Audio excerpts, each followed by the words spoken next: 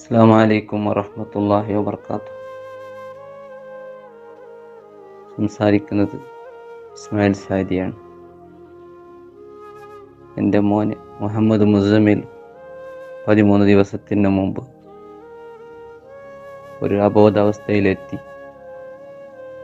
ഇപ്പോൾ ഒരു ഭാഗം തളർന്ന് ഇന്ത്യൻ ഹോസ്പിറ്റലിലാണുള്ളത്.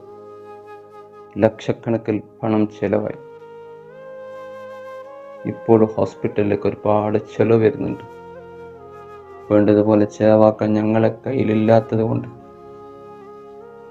എല്ലാ മുഅ്മിനീങ്ങളും എൻ്റെ മകൻ എങ്ങനെയെങ്കിലും നിങ്ങൾ ദുആ ചെയ്യുകയും കഴിവിൻ്റെ പരമാവധി ഒന്ന് സഹായം നൽകുകയും അവൻ്റെ സ്വന്തത്തിന് വേണ്ടി ഡോക്ടറിൻ്റെ ഫീസിനും മരുന്നിനും മറ്റുള്ള ആവശ്യത്തിനും വേണ്ടി നല്ലൊരു സ്വതക്ക നിങ്ങൾ നൽകണം.